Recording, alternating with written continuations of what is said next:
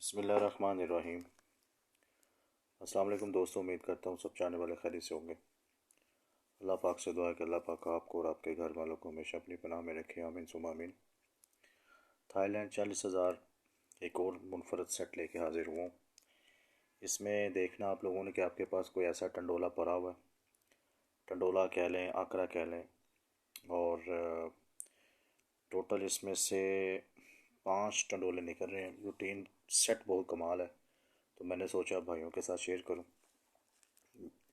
ये जब भी थाईलैंड में 52 का ब्रोकर प्रिंट हो, 52 का, ठीक है, जैसे कि मैं आपको बता देता हूँ, जैसे कि ये 52 का ब्रोकर प्रिंट हुआ है, ये तो इसको डाल के 4 4 8 और ये 9 9 हाथ, यानी कि 9वें हाथ, ये 52 का ब्रोकर जब भी प्रिंट हो जाए इसके 9वें हाथ आपने कुरानंदाजी करनी है।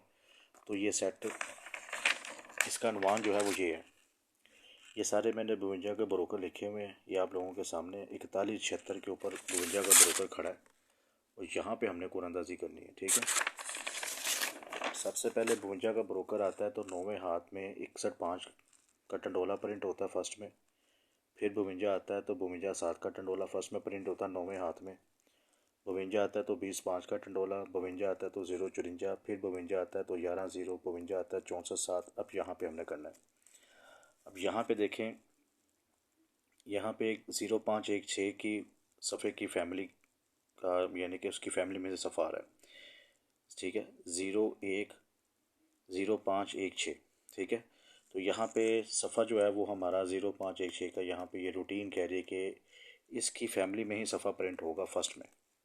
अब होगा नहीं होगा ये तो वल्लाह आलम, ही अल्लाह पाक बेहतर कहता है उस कागजात को, लेकिन रूटीन ये कह रही है। अच्छा, अब आपने करना क्या है, अब आपने ये करना है,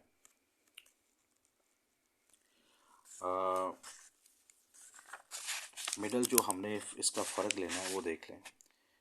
मिडल फ़र्क आ गया 4 का, ये मिडल फ़र्क आ गया 5 का, ये मिडल फ़र्क 5, ये मिडल फ़र्क 1, ये मिडल फ़र्क 1, ये मिडल फ़र्क 3, ठीक है। यानी कि नहीं आया तो 2 का फ़र्क, अब यहाँ पे गिनती पूरी करें तो 2 का मिडल फ़र्क आए। मैं रफ अमल साथ साथ कर रहा हूँ आपको समझाने के लिए। 1 2 1 2 3 4 और फिर 5, तो मिडल फ़र्क 5 का आ गया हमारा। सफ़ा सेंटर का फ़र्क देखें, बहुत खूबसूरत आ रहा है।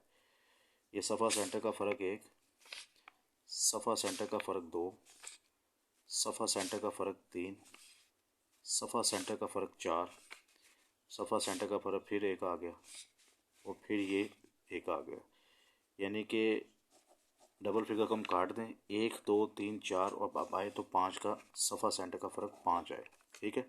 यहाँ तक अगर किसी भाई को समझ नहीं है, मैं दोबारा कह देता हूँ, जब भी थाईलैंड में 52 का ब्रोकर आ जाए उसके 9वें हाथ नीचे हमने कुरानंदाजी करनी हो तो ये टंडोले प्रिंट हो चुके हुए हैं। 0516 की फैमिली में से सफ़ा प्रिंट हो रहा है, ठीक है। और मिडल फ़र्क जो है यहाँ पे गिनती की अगर सीक्वेंस को देखा जाए तो 2 का फ़र्क आना चाहिए। सफ़ा सेंटर का फ़र्क यहाँ पे 5 आना चाहिए। देखें, सफ़ा सेंटर फ़र्क 1, सफ़ा सेंटर फ़र्क 2, सफ़ा सेंटर फ़र्क 3, सफ़ा सेंटर फ़र्क 4, अब सफ़ा सेंटर का फ़र्क यहाँ पे 5 आना चाहिए।